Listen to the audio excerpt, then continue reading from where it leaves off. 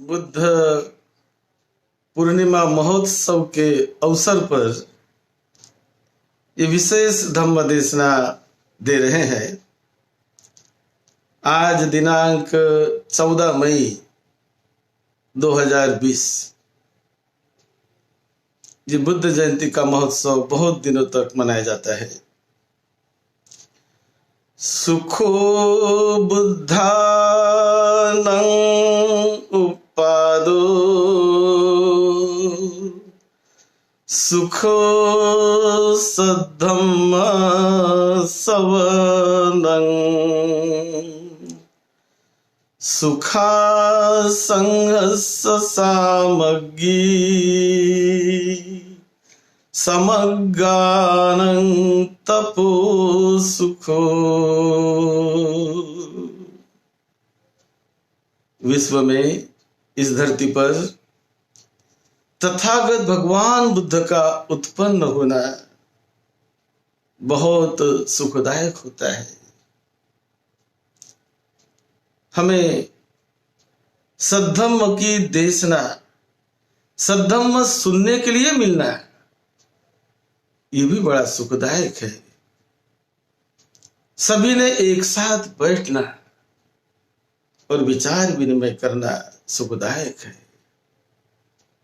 और एक साथ ध्यान साधना करना भी बहुत सुखदायक है, बहुत सुखदायक है। आज हम कायागता सती ध्यान भावना पर थोड़ा प्रकाश डालेंगे। ये जो कायागता सती है, जो आपको हमें जो ये मनुष्य देह मिला है, ये मानव शरीर,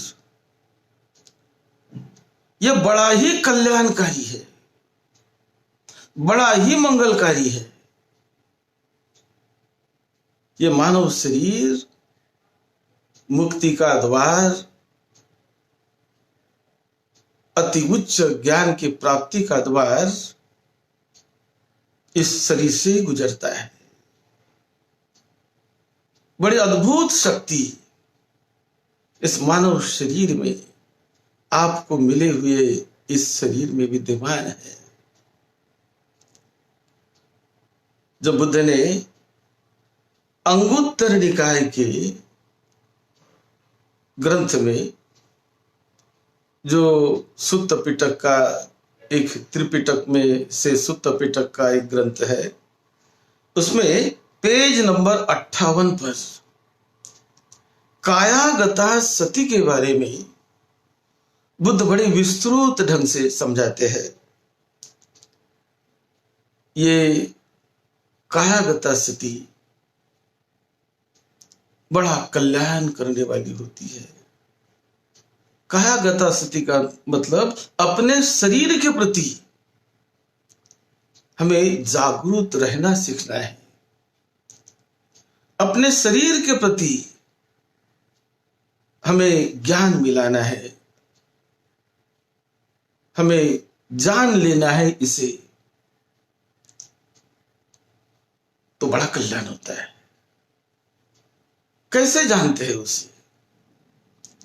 इसमें जो आनापान सती का मार्ग, विपश्यना का मार्ग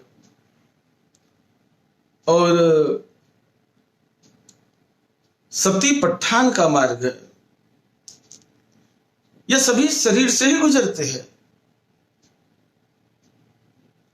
और इसीलिए शरीर के प्रति ध्यान करना, जागरूक हो जाना, ये बड़ा ही कल्याण का होता है। यदि हम इस शरीर के प्रति भावना करने लगे, जिसे कहते हैं कायानुपश्यना, वेदनानुपश्यना, चित्तानुपश्यना, धम्मानुपश्यना, ये सारी इससे जुड़ी हुई है। तो बुद्ध ने बड़ा अच्छा उदाहरण दिया। देखो भिक्षु, ये जो पृथ्वी पर की नदियां जो है,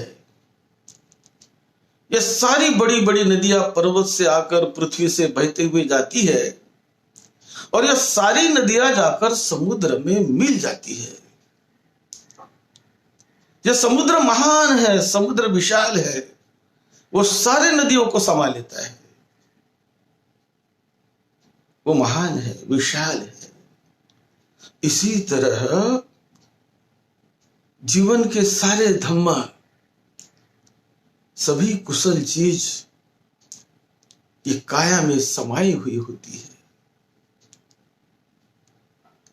सागर जैसी, महासागर जैसी उपमा तथागत बुद्ध ने इस मानवीय शरीर को दी है, मानव शरीर को दी है। उन्होंने कहा कि ठीक ढंग से यदि काया का अभ्यास करेंगे तो इससे 58 प्रकार का लाभ होता है। बड़े विस्तृत ढंग से उनकी वहां पर चर्चा की गई है। तो एक तो पहला लाभ कायागता स्थिति से महतो अथाय संवत्ति, पहला लाभ कि वो अपने बहुत लाभकारक होती है, हमारे लिए बहुत अर्थ करने वाली होती है, लाभ करने वाली होती है, महान योग की तरफ हमें ले जाती है। योग क्षेमाय संवत्ति। दूसरा, तीसरा है सती संप्रजन्य ज्ञान की प्राप्ति। इस कायागता सती से ही होती है कि हमारा स्मृति का ज्ञान, सती संप्रजनी का ज्ञान हम काया के आधार से ही हम बढ़ा सकते हैं। चलते समय, उठते समय, खाते समय, बैठते समय, इस प्रकार हर समय सती संप्रजन्य भाव में रहना ये काया से ही संभव होता है। उसी प्रकार पांचवा है ज्ञान दर्शन का लाभ होता है कायागता सती से, कई प्रकार का ज्ञान। फिर 5 है दिट्ठ धम्म सुख विहारी का साक्षात्कार होता है कायागता सती का ध्यान करने से।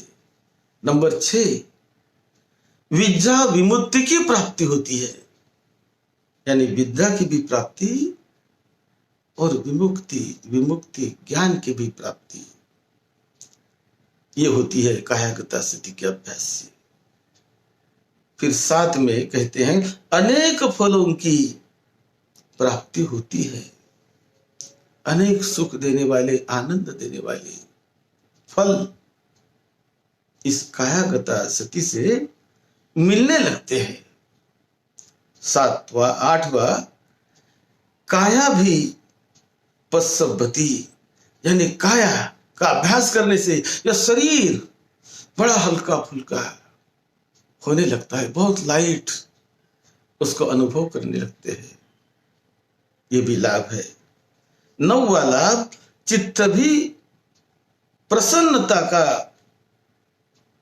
भोगने लगता है। चित्तं पश्चद्धति, चित्त भी हल्का फुल्का होने लगता है कायागता स्थिति के अभ्यास से।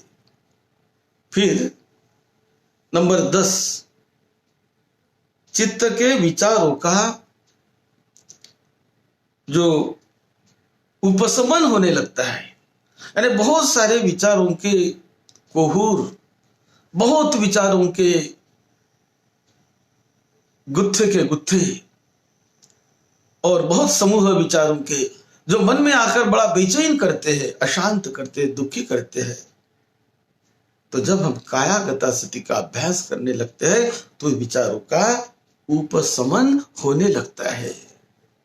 विचार धीरे धीरे उनकी जो मार है, उनका जो अटैक है विचारों का, वो कम होने लगता है, उपशमन होने लगता है। 11वां इसके अभ्यास से विशेष ज्ञान की प्राप्ति होती है, अनेक प्रकार के विशेष ज्ञानों की इसके अभ्यास से। 12वां शरीर में अकुशल धर्म उत्पन्न होने के मार्ग पर होते हैं, तो कायागत स्थिति से वो उत्पन्न नहीं होते, वो उत्पन्न होना वही रुक जाता है। फिर 13वां कि शरीर के जो अकुशल कर्म या अकुशल वृत्तियां वो नष्ट होने लगती है, नष्ट होने लगती है इसके अभ्यास से। 14 शरीर में कुशल धर्म, कुशल वृत्तियां, कुशल धर्म, अच्छी आदतें ये उत्पन्न होने लगती है यदि हम कायागति का अभ्यास करें तो, कायागता सति का अभ्यास करें तो। फिर नंबर 15 शरीर में उत्पन्न हुए कुशल धर्म या उत्पन्न हुई कुशल वृत्तियां, सद्वृत्तियां वो बढ़ने लगती है, यानी वो उसकी वृद्धि होने लगती है। फिर 16 शरीर में अविद्या, अंधकार नष्ट होने लगता है। जब कायागत स्थिति का अभ्यास करते हैं तो शरीर के प्रति जो अंधकार होता है, जो अज्ञान होता है, जो हम नहीं जानते, तो शरीर को जानना शुरू कर देते हैं और अज्ञान दूर होता है, नष्ट होता है। फिर नंबर 17 शरीर में ज्ञान की यानी विद्या की प्राप्ति होती है, विद्या उत्पन्न होती है, प्रकाश की प्राप्ति होती है शरीर में। ये 17।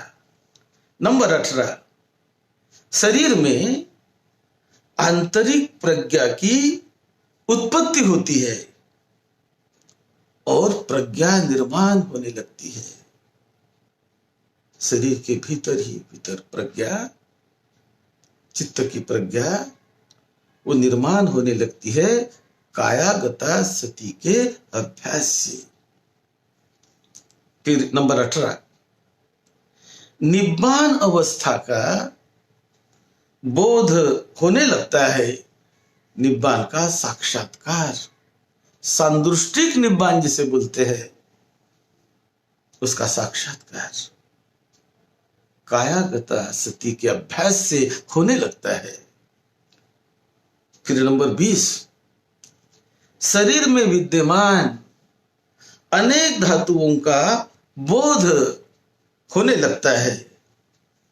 शरीर नाना प्रकार के एलिमेंट से, नाना प्रकार से धातुओं से बना हुआ है, तो उसका बोध उस अभ्यास से होने लगता है। जैसे कि शरीर में पृथ्वी धातु, वायु धातु, अग्नि धातु, जल धातु यानी पानी, इस प्रकार की तो 4 बड़ी धातुएं हैं, लेकिन बुद्ध ने शरीर में 18 धातुएं बताई,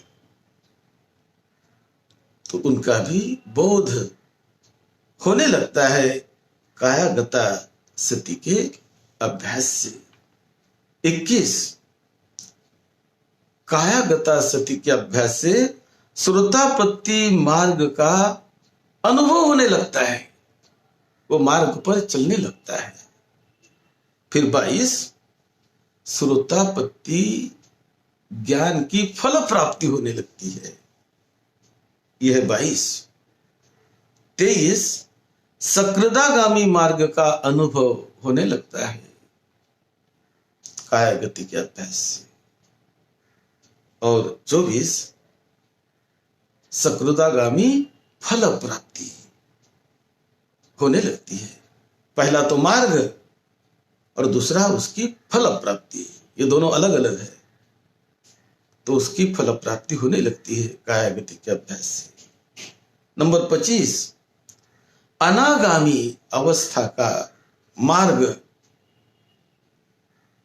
पर चलना शुरू हो जाता है कायागता सति के अभ्यास से। और 26 अनागामी फल की प्राप्ति, अनागामी फल का साक्षात्कार, ये भी होने लगता है। उसके बाद 27 अरहत मार्ग की अनुभूति, अरहत्व मार्ग पर चलना, ये 27।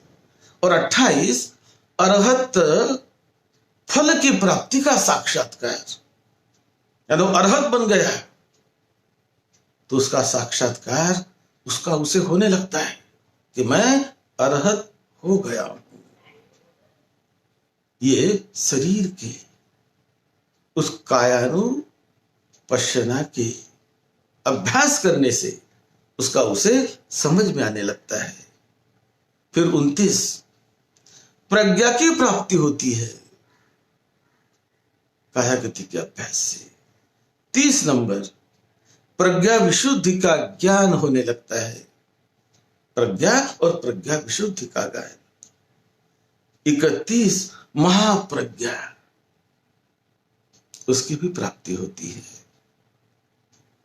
फिर 32 पुथु पहिया, उसकी पृथक गल्पैया की भी प्राप्ति होती है। फिर 33 विपुल पहिया, यानी विपुल अनंत ऐसे बहुत बड़े प्रज्ञा की प्राप्ति होने लगती है।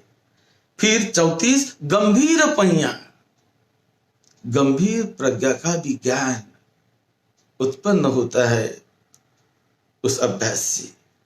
फिर 35 असामंत पहिया। फिर 36 भूरी पहिया।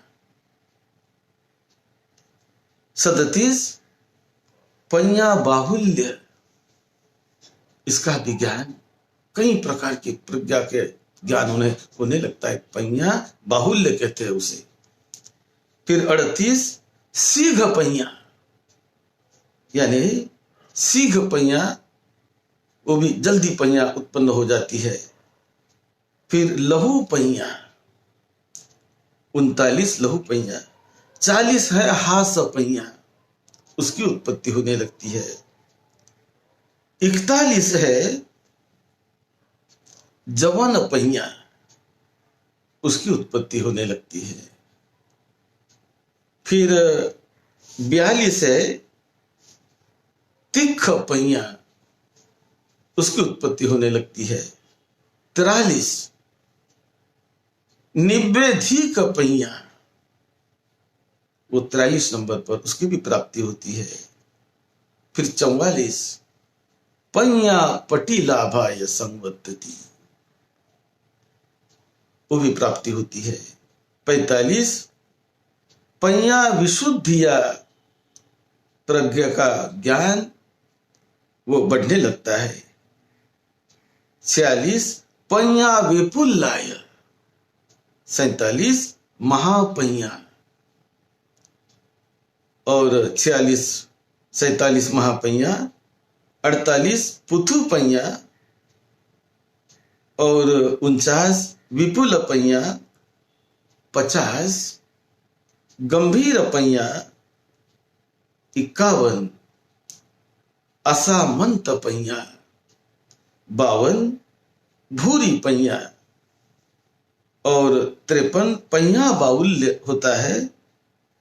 फिर 54 सीघ पहिया। 55 जवन पहिया, ये 55 नंबर पर जवन। 56 तिख पहिया। 57 निवेधिक पहिया, यानी पहिया के बहुत सारे प्रकार अलग अलग होते हैं, उसकी भी प्राप्ति होने लगती है। और अमृतम निब्बानम, अमृतम यानी अमृतमय, डेथलेस, जैसे मृत्यु नहीं, ऐसी डेथलेस जिसे कहते हैं, ऐसी अवस्था का साक्षात्कार होने लगता है, साक्षात्कार होता है, जिसे परम निब्बान भी कहते हैं। तो ये निब्बान का साक्षात्कार, जहां शरीर ना हो वहां नहीं होगा, लेकिन जहां शरीर है और ये शरीर के प्रति जागृत भाव से कायानुपස්සना का उचित ढंग से जहां अभ्यास किया जाता है तो वहां निब्बान का साक्षात्कार, जब हम आनापानसति के मार्ग से लेकर विपश्यना के मार्ग को लेकर जब उसके आगे आगे बढ़ते हैं विपश्यना के सहारे, और फिर वेदनानुपश्यना,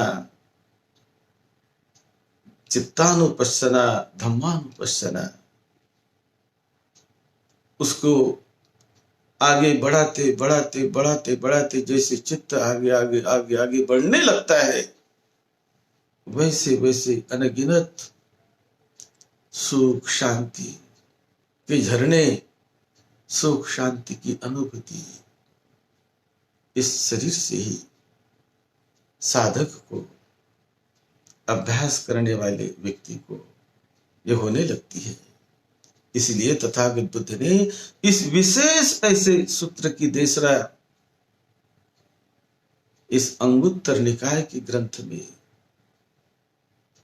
बहुत विस्तृत ढंग से की है और कहा कि मानवीय जीवन, मनुष्य जीवन, क्यों मनुष्य जीवन को भाग्यवान माना जाता है, क्यों मानवीय जीवन को पुण्यवान माना जाता है, क्यों मानवीय जीवन को दुर्लभ माना जाता है? क्योंकि ये जो निब्बान का साक्षात्कार, मुक्ति मोक्ष का साक्षात्कार, ये इस मनुष्य जीवन में ही, इस शरीर में, इस देह में ही किया जा सकता है। वो किसी पशु पक्षी के शरीर में नहीं होता। पशु पक्षी के शरीर को वो शक्ति नहीं मिलती। पशु पक्षी, मछलियां आदि ये जानवर, पशु पक्षी, उनमें वो निब्बान का साक्षात्कार करने की शक्ति नहीं होती। वो प्रज्ञा बढ़ाने की, अपने प्रज्ञा को परम सीमा तक विकसित करने की शक्ति दूसरे लोक में नहीं होती।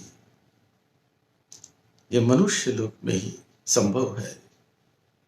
यही बात तथागत बुद्ध ने ये कायानुपश्यना सती के माध्यम से, और जो तथागत बुद्ध ने सद्धम्म की देशना की, धम्म का साक्षात्कार किया और उस सद्धम्म का साक्षात्कार करवाया, वो कायानुपश्यना के रास्ते से, कायानुपश्यना के मार्ग से। तो यदि हम इस शरीर का, इस हमें मिली हुई काया का जानबूझकर प्रज्ञा बुद्धि से अच्छा उपयोग करते हैं, अच्छा इस्तेमाल करते हैं अपनी काया को, सद्धम्म के रास्ते पर ले जाते हैं अपनी काया को, अपने शरीर को सद्धम्म के रास्ते पर ले जाते हैं, अपने जीवन को सद्धम्म के रास्ते पर ले जाते हैं, तो मानवीय जीवन धन्य धन्य धन्य हो जाता है। जीवन मंगलमय बन जाता है। सारे दुख, सारी परेशानियां, सारा अंधकार, सारा अज्ञान नष्ट हो जाता है जीते जी। सारे दुख खत्म हो जाते हैं जीते जी, और साक्षात्कार होता है परम सुख का, अमृतमय पद का, निर्वाण का। इतनी महान शक्ति मनुष्य के शरीर में विद्यमान है। ये तथागत बुद्ध ने खोज के निकाली, उसका स्वयं साक्षात्कार किया और हजारों लाखों को साक्षात्कार करवाया। आइए अपने इस मानवीय जीवन को धन्य करें, आलस में, प्रमाद में जीवन को न जाने दें, ये क्षुद्र इंद्रियों के जाल में न फंसे, उसे बाहर निकलकर उस पर विजय पाकर विजयी बने। विजयी बने, मंगल करे अपने जीवन का। धन्य धन्य हो आपका जीवन, आपको निरोगत्व मिले, सुख शांति मिले, सबका मंगल हो। सद्धर्म की सेवा में, आपकी सेवा में डॉक्टर भदंत राहुल बोधी महाथिरो। और त्रिपिटक का इतिहास जानने के लिए, कैसे त्रिपिटक निर्माण हुआ, क्या है त्रिपिटक में, उसे जानने के लिए, समझने के लिए हमारे YouTube के चैनल में जाकर वहां देखिए और उसे सब्सक्राइब भी करिए, लोगों को शेयर भी करिए। आपका मंगल हो, आपको सुख शांति मिले, यही मंगल कामना। सबका मंगल हो, सब